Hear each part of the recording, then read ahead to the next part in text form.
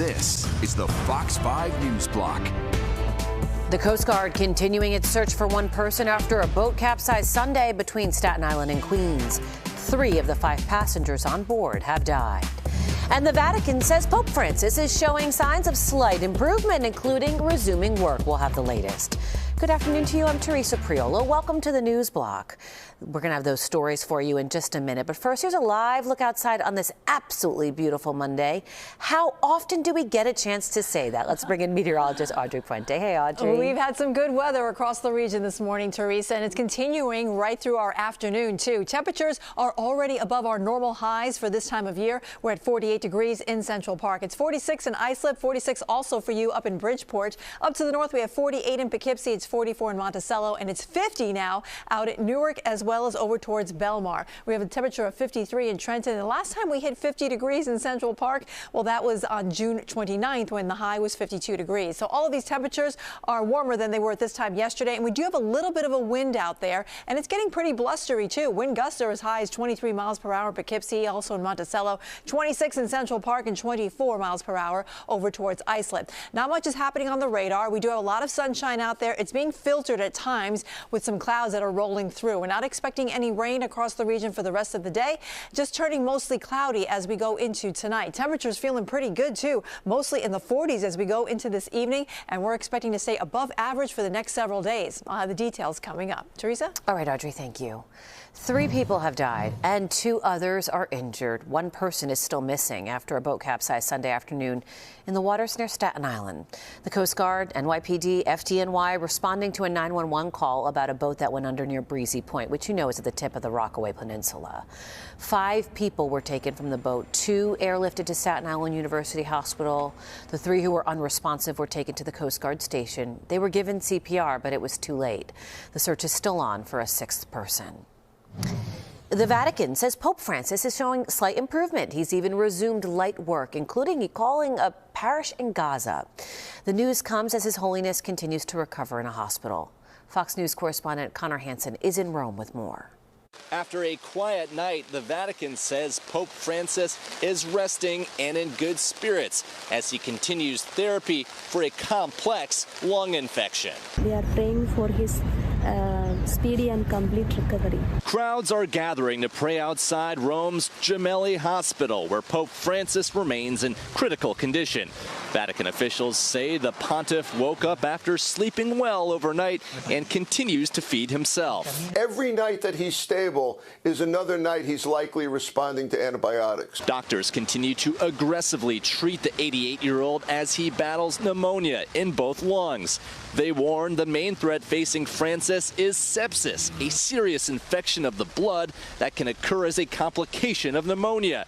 He is receiving oxygen and his blood values are improving because of transfusions. But there are also signs of early kidney insufficiency. Meaning that he probably didn't get enough blood flow or volume to the kidneys, and there was a slight effect, which they are reversing. That's easily corrected. The Holy Father's condition is concerning because of his age and pre-existing lung disease, and there are mounting questions over whether he would resign if his health worsens. I think his view is, as long as God wants me to do this, I will do it to the best of my abilities, and the Lord will give me the health to do it. Starting tonight, there will be a daily Rosary prayer vigil for Pope Francis in St. Peter's Square, all hoping for his recovery.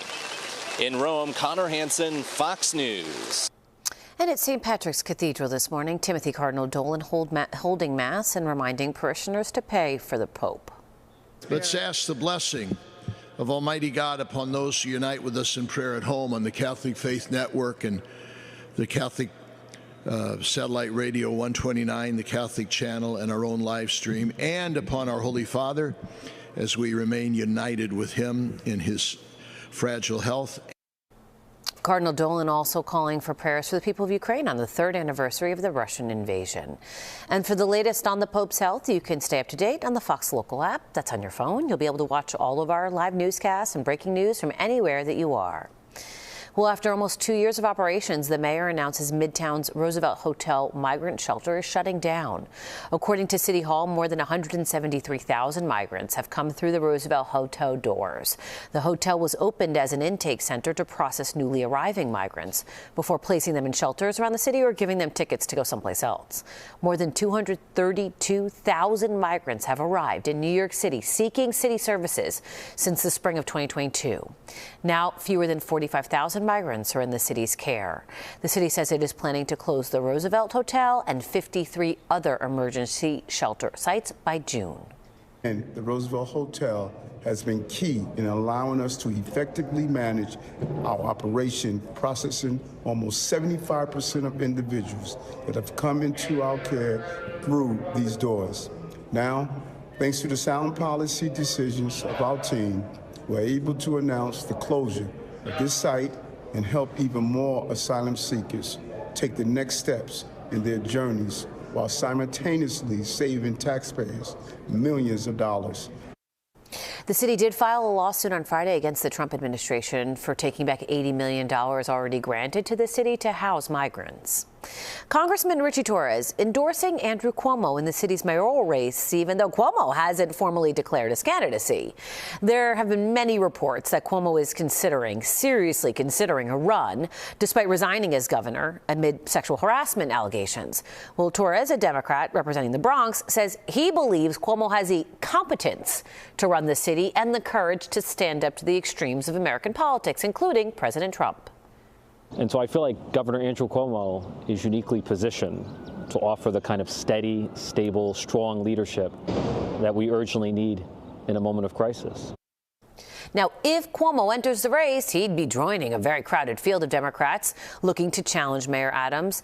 It also comes as Adams faces increasing calls to resign after the DOJ requested his corruption and bribery case be dismissed.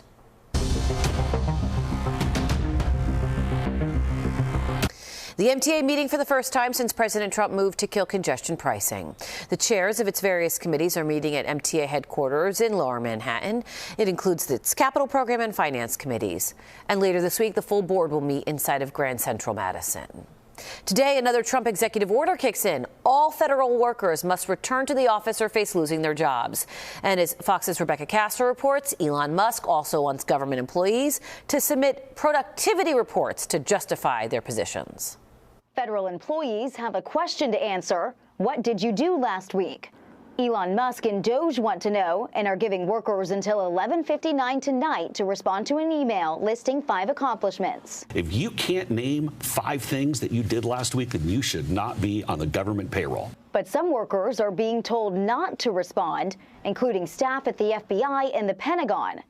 Meanwhile, time is up for federal employees working remotely. It's a tremendous waste of taxpayer dollars to be paying for people and offices that are not showing up for work. Elon Musk says starting this week, those who still fail to return to office will be placed on administrative leave.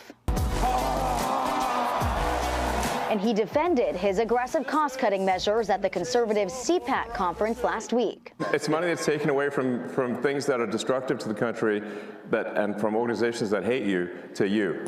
That's awesome. Thousands of federal workers have already lost their jobs, with as many as 200,000 potentially out the door. In addition, 75,000 employees accepted buyouts. If I could say one thing to Elon Musk, it's like, please put a dose of compassion in this. These are real people. These are real lives. These are mortgages.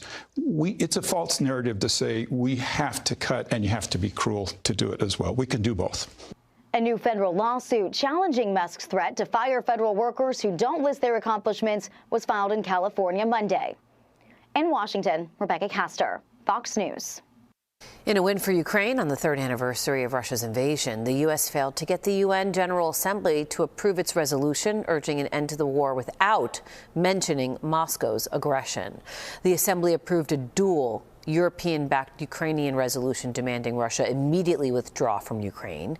The news comes as President Trump says Putin would accept European peacekeepers in Ukraine as part of some sort of potential deal to end Russia's war there.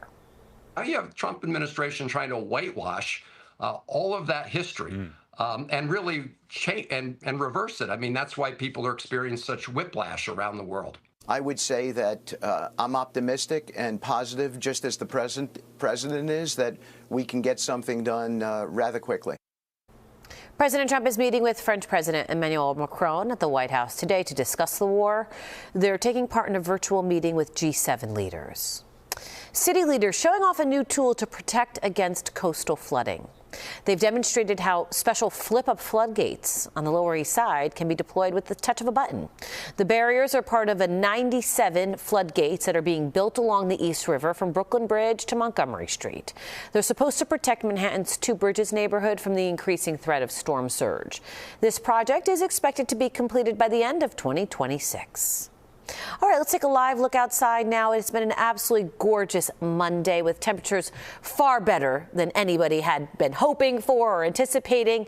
But we are following Audrey Puente's forecast. You've been talking about how good it's going to be outside. We finally get to experience it. We predicted it a nice start to the week here, and that's what we're getting here across the tri-state area. We're seeing plenty of sunshine. It's being filtered time to time due to some clouds that are rolling in. They're part of a system that is bringing some wet weather off to the north here near the Great Lakes, just north of Syracuse and over towards places like Utica, and maybe just clipping northern portions or northern areas across areas that are north rather of Albany. We are going to see plenty of sunshine as we go through the afternoon here, again with just some clouds filtering in from time to time.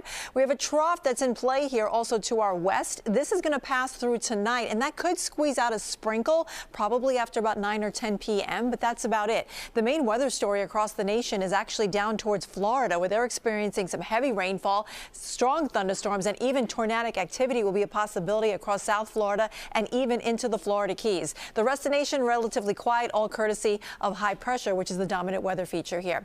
Okay, so let's take a look at the futurecast. We'll see plenty of sunshine until it sets later on this afternoon and early evening. A couple of clouds rolling in by then. They'll kind of thicken up as we go into the evening, and there's that one lone shower coming through here after, let's say, around 10, 11 p.m. Then tomorrow we'll wake up with some sunshine, catch it early because the clouds will invade our skies rather quickly. We have another system coming in from the west, and this will produce some scattered showers as we go into Tuesday. It won't be a complete washout, but you may want to have your umbrella handy should you get caught in one of those showers. And then things clear out and dry out for Wednesday. This is my pick of the best weather day of the week. And then on Thursday, our focus will turn on this system, which will bring us the threat of rain by Thursday. All right, so look at the temperatures for today. We're closing in on 50 degrees in many spots, including right here in the city. Tonight, we're going to drop back into the upper 30s across most places with a lot of clouds and maybe a sprinkle early in the evening. Tomorrow, we're still in the 50s. Same thing for Wednesday. We'll take it right to Thursday, too. Friday, we cool down to the 40s, and over the weekend, we'll see our temperatures drop into the upper 30s by Sunday. So enjoy this spring taste right now. We certainly will. Audrey, thank you. And that's your news block for now. I'm Teresa Priolo. Thanks for joining us. Tune into the 5 o'clock news on Fox 5 and right here on Fox Local for all the day's news as it develops. We'll see you back here tomorrow.